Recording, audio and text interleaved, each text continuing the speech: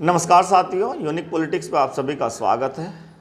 साथियों, आज मैं एक खास मुद्दे पर बात करने वाला हूं और उस खास मुद्दे में चंद्रशेखर आज़ाद और बीएसपी के राष्ट्रीय अध्यक्ष मायावती जी, इन दोनों के विषय में मैं बात करूंगा। आज 27 तारीख है, बीएसपी के राष्ट्रीय कार्यकारिणी की बैठक थी जिसमें मायावती जी को राष्ट्रीय अध्यक्ष फिर से चुन लिया गया है। इस तरह की सारी खबर आपको मिल चुकी है और अलग अलग राज्यों में जो बदलाव हुए हैं, किसको कहां से प्रभारी बनाया है, ये भी खबर आपके पास होगी। लेकिन एक विश्लेषण और एक खास चर्चा मैं इस बात पर करूंगा कि बहुत से लोग चंद्रशेखर आज़ाद को लेकर के और बीएसपी को लेकर के अलग अलग धारणाएं जो बना रहे हैं। और आपने सुना होगा कि चंद्रशेखर आज़ाद हमेशा से मायावती जी को अपना आदर्श कहते रहे हैं और कुछ लोगों ने ये भी कहा कि बहन जी ने नहीं बुलाया, उनको चंद्रशेखर आज़ाद जाना चाहते थे।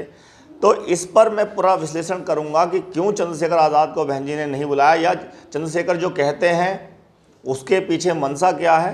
पहले भी कई बार कहता आया हूं, कुछ लोग मेरा विरोध कर सकते हैं इस बात को लेकर के मैं चंद्रशेखर के खिलाफ कुछ बातें बोल देता हूं, लेकिन ये जो विश्लेषण है वो बहुत ही सटीक है और कुछ लोग अभी समझ जाएंगे मेरी इस बात से। आप सभी जानते हैं कि हरियाणा के अंदर चुनाव होने वाला है और वहां पर बसपा ने इनेलो पार्टी के साथ गठबंधन किया है, जिसमें 37-53 का ये गठबंधन हुआ है और बहुजनों की जितने भी वोट हैं और इनेलो की जितने भी वोट हैं वो दोनों मिलकर वहां सरकार बनाने वाले हैं। इस तरह से प्रचार प्रसार काफ़ी लंबे समय से आकाश आनंद भी कर रहे हैं और ये माना जा रहा है कि वहां पर बहुत अच्छा वोट और सीटें ले सकते हैं इनेलो गठबंधन, यानी कि बसपा और इनेलो पार्टी बहुत अच्छा वहां प्रदर्शन कर सकते हैं और अच्छी सीटें उनके खाते में जा सकती हैं।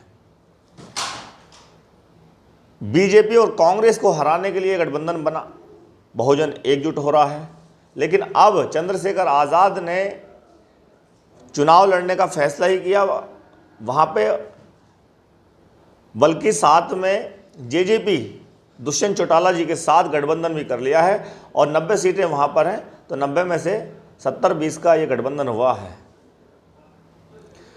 आप देखिए कि बहुजन समाज के जितने भी लोग हैं वो ज़्यादातर बीएसपी के साथ जाएंगे, इनेलो पार्टी के साथ जाएंगे। एक बड़ा गठबंधन वहां बन गया है पहले से ही। अब जो और बहुजन समाज के लोग हैं जो चंद्रशेखर चुनाव वहां लड़ेंगे, वो भी काशीराम जी की बहुजनों की बात करेंगे। तो जब पहले से ही एक गठबंधन तैयार हो चुका है, बड़ा गठबंधन तैयार हो चुका है, तो चंद्रशेखर आज़ाद को क्या जरूरत पड़ गई वहां पे गठबंधन करने की? क्या बीएसपी को कमजोर करने के लिए ये गठबंधन किया है?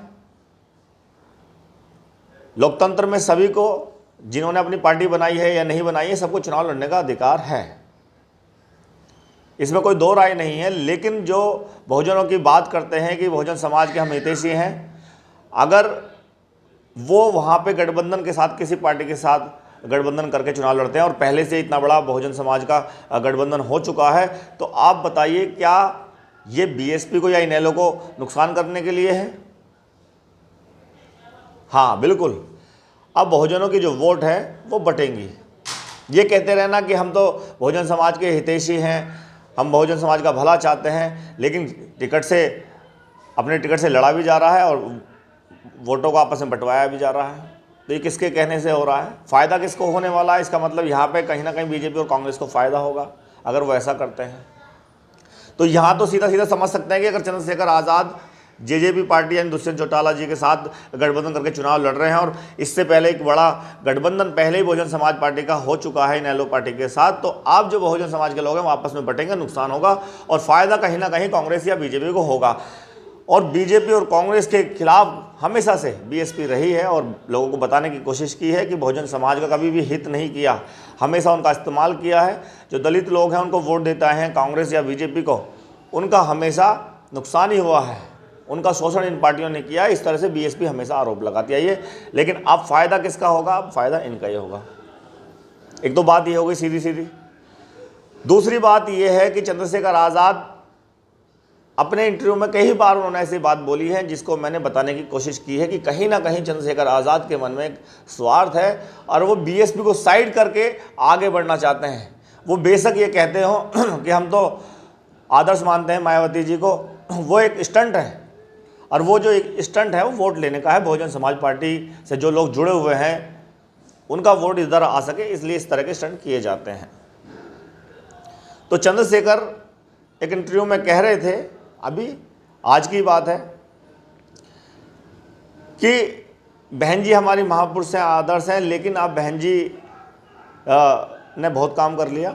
ये बात पहले भी उन्होंने बोली थी जब मैंने कहा था कि वो कहीं ना कहीं बीएसपी को एक साइड करना चाहते हैं, कि उन्होंने बहुत काम कर लिया, अब बहुजन समाज के लोग हमारे साथ हैं, अब वो एक नया भविष्य देख रहे हैं। वर्तमान भी चंद्रशेखर है, वर्तमान और भविष्य भी चंद्रशेखर आज़ाद है। इस तरह की बात वो कह रहे थे।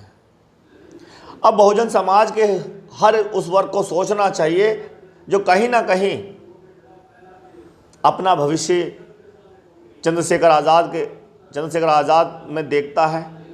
क्या ये भविष्य है कि वो बीएसपी को साइड करके उसको कमज़ोर करके आगे बढ़ जाए? कितना समय लगेगा, कितने साल लगेंगे इस तरह से? बहुत से लोग ये कहते हैं कि मायावती जी ने चंद्रशेखर आज़ाद को नहीं बुलाया। क्या इस तरह की मानसिकता रखने वाले को बहन जी क्या कभी बहुजन समाज के लोग भी पसंद करेंगे? काम करना एक अलग बात है, सांसद बने, राष्ट्रीय अध्यक्ष थे, वहाँ पे वो बोल रहे हैं वो भी ठीक है, लेकिन क्या बसपा कोई छोटी मोटी पार्टी है?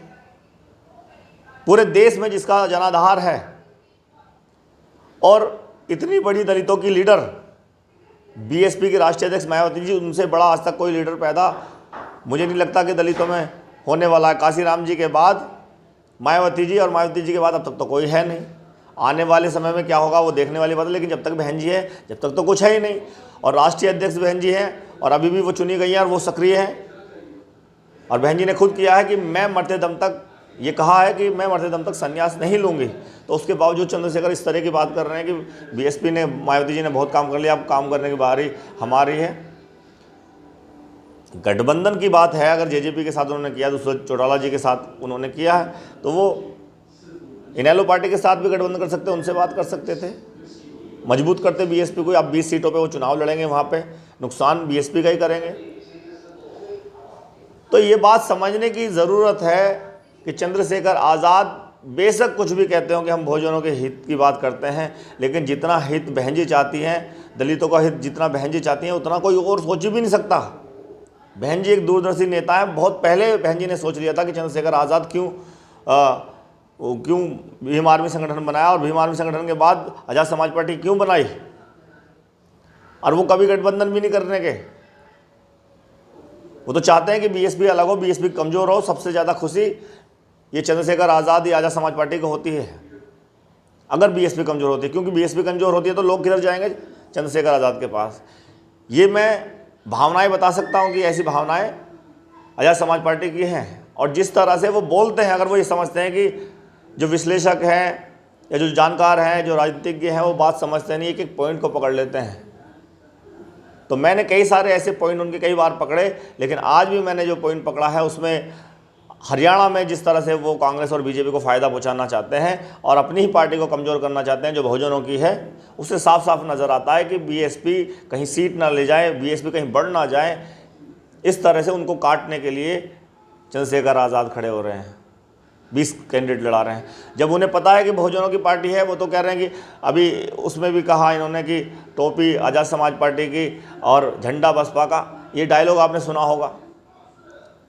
21 तारीख के आंदोलन की बात ये है। आप ये बताइए कि जो आज़ाद समाज पार्टी का है, क्या वो झंडा उठा सकता है बसपा का? नहीं उठा सकता। लेकिन इस तरह के इंटरव्यू देने का, इस तरह का बयान देने का क्या मतलब था चंद्रशेखर आज़ाद का? समझ रहे हो? सिर्फ पूरे आंदोलन में जिस तरह से बीएसपी दिखी और सब जगह नीले नीले झंडे दिखे, बसपा के झंडे दिखे, चंद्रशेखर उस चीज़ से परेशान हो गए। जब जाके उन्होंने इस तरह की बात बोलनी शुरू करी कि मायावती जी हमारी आदर्श हैं, ये हैं, बहुत पक्ष में बोलते हैं वो बहन जी के, वो इसलिए बोलते हैं जिससे फ़ायदा हो। लेकिन ये मानसिकता जो आज उन्होंने बोला है उसे साफ साफ नज़र आ रहा है कि वो बीएसपी को साइड करना चाहते हैं, मायावती जी को साइड करना चाहते हैं। उनकी मन की जो बातें हैं वो उनकी इंटरव्यू में झलक रही थी। तो इसलिए बहुजन समाज को बहुत सोच समझकर एक एक कदम रखना पड़ेगा। बीएसपी को तोड़ने के लिए पहले भी बहुत सारी पार्टियां बनाई गई। कांग्रेस और बीजेपी हमेशा से परेशान थी। जब 2007 से 12 में कार्यकाल आया और जिस तरह से बहन जी ने काम किए, तो उनको तोड़ने के लिए, क्योंकि बहुत बड़ा है बहुजन समाज, और जितनी ताकतवर नेता बहन जी हैं उतना ताकतवर किसी भी पार्टी का नेता नहीं है। आप इस बात को समझ लीजिए। तो इसीलिए बहुजन समाज के लोग सोचें और समझें। और वो इंटरव्यू अभी उस पर पढ़ा है आज तक पे चंद्रशेखर का आज का, तो चंद्रशेखर जी ने जो भी बोला है उसको एक बार सुनिए, समझिए, और जो विशेषज्ञ हैं वो लोगों को बताने की कोशिश करें कि चंद्रशेखर चाहते क्या हैं। बहुजनों को बांटना चाहते हैं, तोड़ना चाहते हैं और कांग्रेस और भाजपा का फ़ायदा करना चाहते हैं। तो मैं तो इसीलिए मैं बीच बीच में जहाँ चंद्रशेखर आज़ाद या आने वाले समय में बहुजन समाज के लोगों को नुकसान हो सकता है, चाहे वो किसी भी पार्टी से हो, मैं उसके बारे में ज़रूर बोलता हूँ। और ये जानकारी, अगर आप सोच रहे हैं कि मैं कहीं ना कहीं एक तरफा बात कर रहा हूँ, बीएसपी को लेकर बात कर रहा हूँ, नहीं, मैंने बात चंद्रशेखर आज़ाद और मायावती जी को लेकर की है, बसपा और आज़ाद समाज पार्टी को लेकर की है। और आज़ाद समाज पार्टी के अध्यक्ष चंद्रशेखर आज़ाद हैं, उनकी जो सोच है बीएसपी को एक साइड रखने की, वो मैंने बताई है। और ये मैं अपनी तरफ से नहीं कह रहा हूँ, उनके बयान हैं, आप सुनिए, आपको समझ में आ जाएगा। तो चंद्रशेखर आज़ाद हरियाणा में चुनाव लड़ रहे हैं, जेजेपी के साथ लड़ रहे हैं, दुष्यंत चौटाला जी के साथ उन्होंने गठबंधन का ऐलान किया है। और 20 और 70 पे ये गठबंधन है। और उधर बीएसपी और इनेलो पार्टी का गठबंधन है, जिसमें अभय चौटाला जी अगर सरकार बनती है तो मुख्यमंत्री होंगे। तो अब फ़ायदा जो होगा वो कहीं ना कहीं बीजेपी और कांग्रेस को होने वाला है। बहुत बहुत धन्यवाद, नमस्कार।